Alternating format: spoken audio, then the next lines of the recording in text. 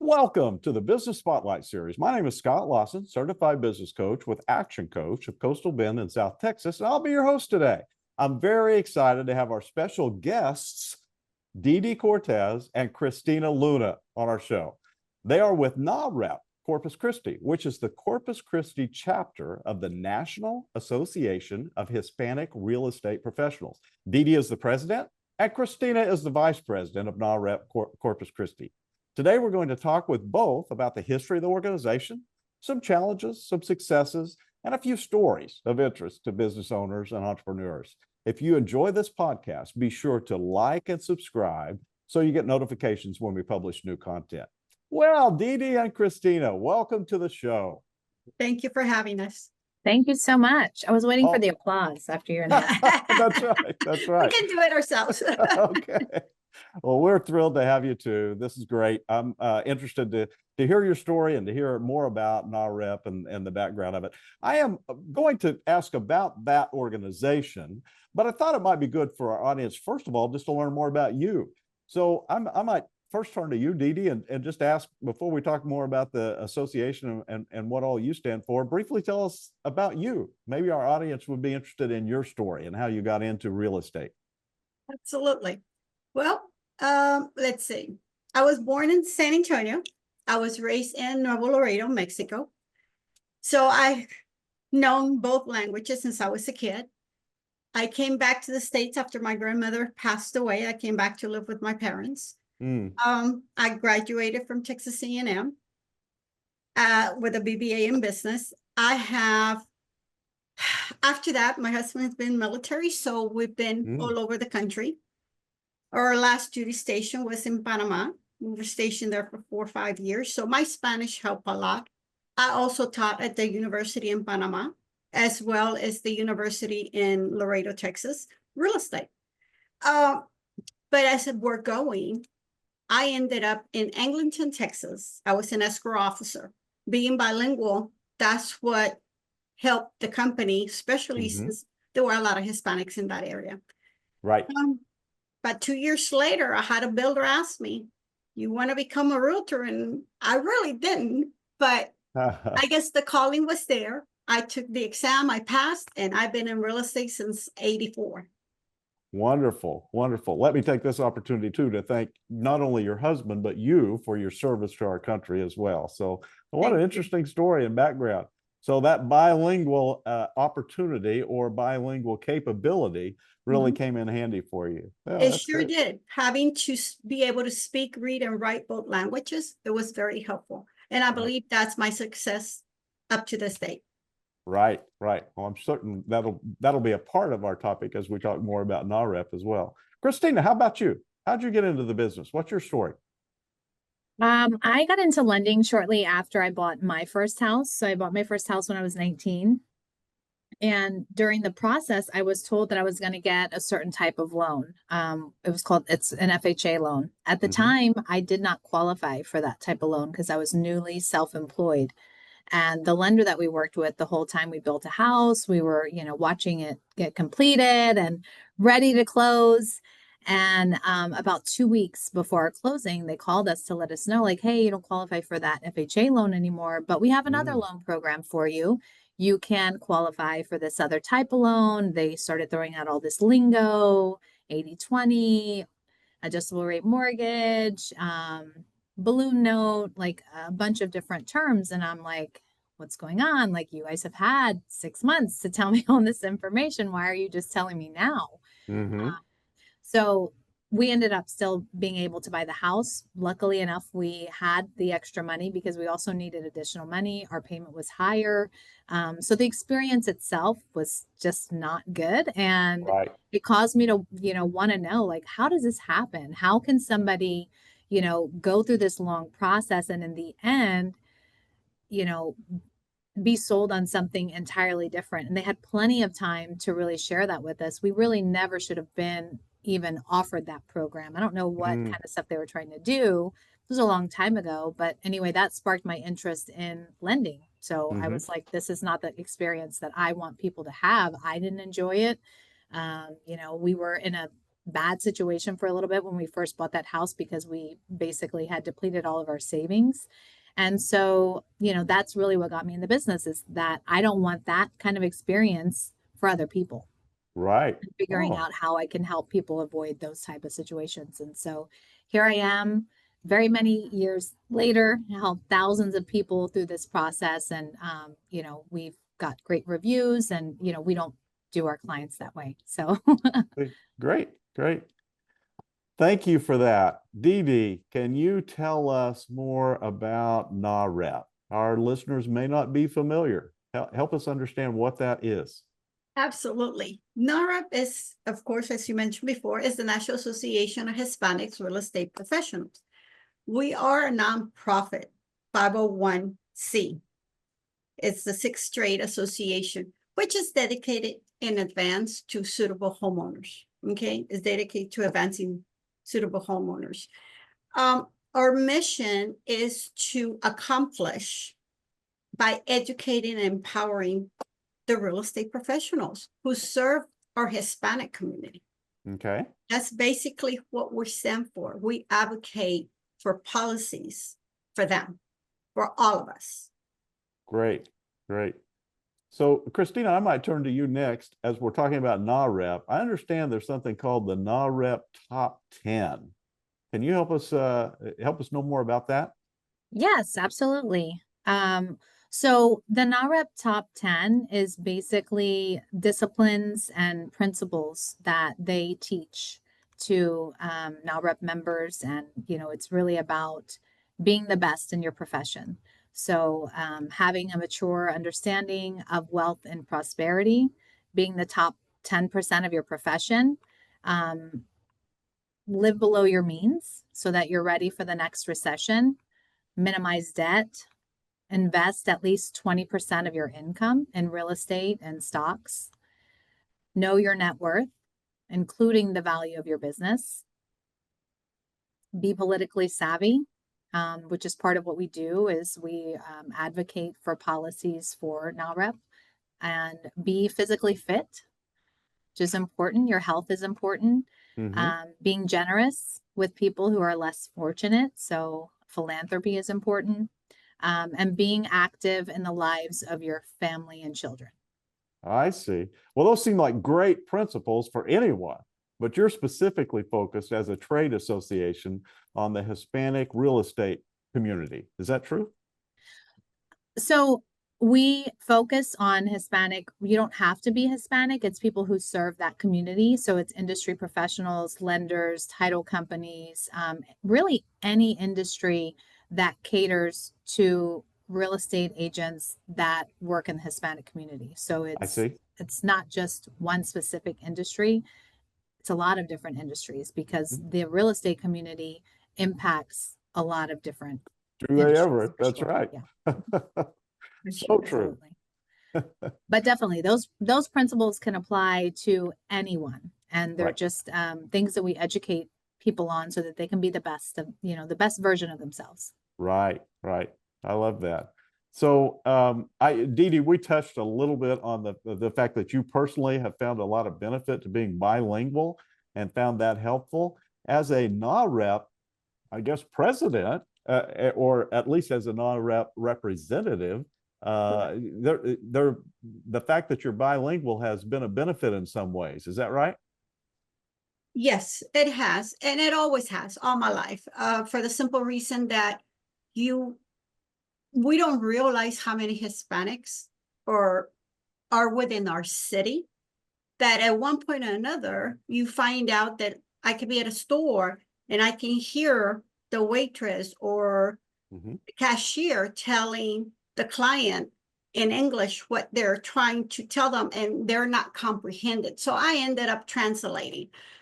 And I don't mind doing that because, again, I think God gave me that sixth sense in order to help others. So that way I can help myself at the long run as well. Right, right. So as Christina described NAHREP and your membership, I can almost picture that you wouldn't necessarily need to be bilingual to be a part of NAHREP, but having somebody like Dee Dee in the mix that can be that translator that can be a help surely has great benefits. It does. It has benefits. And like Christina mentioned earlier, you don't have to speak Spanish or be a Hispanic to be part of our association. You just have to be willing to help others, teach others. That way they can be the best person of themselves, like she said. Great, great. Christina, let me turn back to you. I'm just thinking about this idea about NAHREP advocating for causes. I feel like in our conversations before, that's been very dear to you, very important to you. Can you help us understand more about this advocacy of NAHREP? Yeah, absolutely. They come out with every year, they come out with the things that are their policy priorities. And usually they're pretty similar, but like this year, housing affordability, which is a big part of what's going on with, people wanting to buy homes and not being able to afford the home. So this is something that they advocate for. Access to credit. The way that credit scores are calculated, and also the education of learning how to establish credit, industry best practices. That kind of goes back to the reason I got into the business in the first place is, making sure that we're held accountable. And then macroeconomic issues, which relates to people's status as far as their citizenship and residency status. I see. So like Great. DACA, the Dreamers, people with work permits not being able to obtain FHA financing now because of some of the changes, that have been going on. Those are things that they advocate for. I see. Great. Dee Dee, I'd like to go back to you. I know just from our previous conversations that you've got some interesting stories about circumstances and situations that you've come across, and our audience might be somewhat entertained, but it might be also educational for them to hear. You talked with me about a business owner named Tony. Yes. What's that story? Well, he is a business owner. He's always have rented. And one day I was in trouble. He stopped. Now, are you talking about his personal residence that he rented? Yes. Or are you talking about? No, okay. I'm talking about his personal residence. All right. And his business, but let's start with his personal residence. I was in trouble. He stopped. He helped me. I asked him how much I owe him. He said nothing. He directed me and told me where his business was. So a week later, I went by and I took him a gift card, from one of the stores, which I'm not going to mention. But anyway, I took him a gift card and to say thank you. We don't want any free advertising for those people. If they want to sponsor this podcast, they can pay for that. Yeah, okay. Correct. But anyway, I took him that. He was very thankful for it. And I asked him, I was asking about the business, but I guess, again, when you understand one language, but you comprehend another one a little bit better. He said, no, he says, I'm good leasing where I'm at. And I said, well, I'm talking about your house. And he says, yeah, I lease. I said, why will you lease a property when you own your business? He says, well, nobody's going to want to give me a loan because, in other words, he was self-employed. So I started talking to him about it here and there. That was started about 10 years ago. He purchased his first home. After that one, we purchased another one. I think we're already up to 5 houses. And Wow. our next one will be his business. So that one comes to Tony. I mean, education, advising him, telling him how to create wealth, that's what helped. Great. I think that's a culmination of a lot of the things that Christina had talked about concerning NAHREP, and it's kind of a success story of how working with somebody you were able to make a big difference. Yes, it does. And Dee Dee, you had another story about a construction worker who was renting a home. Correct. I met him, actually, I was working with one of the builders very closely here in Corpus Christi. And while I was waiting for the builder to come in and show me which properties were going to be the ones that we were going to put on the market, this gentleman comes in and he came in closer and closer, but he didn't understand English. I mean, he literally just spoke Spanish. Yes. So I started talking to him, and from one thing to another, I started making sure he understood we could help him still buy a house. He was a single parent. So I think now we're up to 10 houses where he Oh has my, purchased and turn around and fix them because he's a sheetrocker. I mean, you name it. He's a little trade of his own. And we've been able to turn around and create some great wealth with him.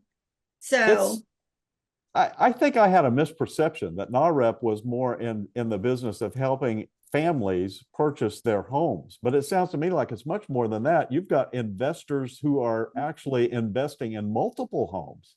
well, the main thing with a family or anybody that wants to purchase a property, you need to teach them how they can create wealth. Hmm. And it's not, just buying one little house, but you buy that house, you can live on that property, and then you can turn around and lease the property so you can purchase another one. And I know Christina probably can give you more depth on details on that. But at the same token, as realtors, if we're educated that way, then they can understand how the process is. And at the long run, you gain more than just a business or just a relationship saying, I sold them their home, but you gain a friend that trusts Right. you, that understands where they're coming from and where you're coming from. So they're completely open with you. So it's not Wonderful. only that, but it also depends. You have conferences that we have gone through NAHREP, and you have them they come from all over the US, nationwide. And the relationship that you do by calling and saying, hey, I have somebody that's going to be transferring, let's say to Costa Rica. Well, I have somebody up there that is part of NAHREP. We call them, they help each other. The referral system is there. It's something unbelievable. This is a little bit more than regular just being a realtor and sending your referrals. You're talking about every aspect of real estate that is connected to, they can do referral system to go. Basically, that's what it is. It's helping each other. So I understood when you were describing NAHREP that there is a Corpus Christi chapter and that they are a 501c organization. Is it nationwide? Are there other chapters that say you just mentioned Costa Rica? We have over 400,000 members and over 100 chapters already established. Christina, do you have anything to add to the NAHREP story before we move on? I think it's a great organization. I think that we would love to have more people involved. And I'm Cherokee. I'm not Hispanic. I do speak Spanish just because I used to live in a Spanish country. So I picked it up. So you don't have to be a Hispanic to be passionate about helping homeowners, purchase homes and create wealth for their family. Same as Dee Dee, I've been doing this a long time, and there's many, many people who have come to me for their first home. I've helped educate them through the process and just getting them their next home. Like, it doesn't have to be the only home that you purchase. Real estate is a way to create financial wealth, and being part of NAHREP and just, hearing about the principles and the disciplines that they teach, I think it's great for any business owner or professional. Great. Thank you for that. So I'm curious, as we kind of get toward the end of our podcast here, how viewers or listeners could connect with you and learn more about NAHREP. How would you suggest they reach out? They can always log into our social media, our Corpus Christi NAHREP page that we have. Okay. Or they can Google NAHREP itself, and they will see that Christina's part of it. I'm part of it. We have other members, which are great members, like Salomon Lopez is a member. We have Amber, that she's also part of a board. I mean, we have too many of them to even finish naming everybody, Right. but we're all here to help. Great. But if they want to call me directly, my number is 361-947-7355. As the president, I'll be glad to help out. Christina also, please, Christina. They can visit nahrepcorpuschristi.org. That's our website. It's NAHREP NAHREP corpuschristi.org. And then same, our Facebook and Instagram is going to be searched by that same handle. And then they can always call me. My cell phone is 214-566-6313. So the best way to communicate with me, if I don't answer, just shoot me a quick text and I will give you a call right back. Great. Well, we will put that contact information in our show notes too, so that anyone listening to or watching the podcast will have that quick access to get in touch. So I do also want to invite everybody. We have a monthly networking mixer. This week it's being hosted by Keller Williams. It's called Sabor and Connections. And it's going to be at the Annex at 312 South Chaparral Street on June 11th on Wednesday, 5:30 to 7:30. So if you want to come and hear more about NAHREP, please join us, have a drink on us. We would love to meet you in person. Also, we're going to have an education event July 17th. It's going to be about veteran special programs. We have potential speakers, Ram Chavez, Pete Elizondo, and Christy Jackson. So we hope to see you there, and we'll have more information about that if you follow our pages. great. Thank you very much.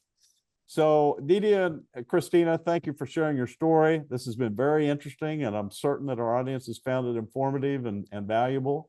This is the Business Spotlight Series with Scott Lawson from Action Coach of Coastal Bend and Dee Dee Cortez and Christina Luna of NAHREP Corpus Christi. Please be sure to like and subscribe so you can continue to get great content. Thank you for watching or listening today. Bye for now.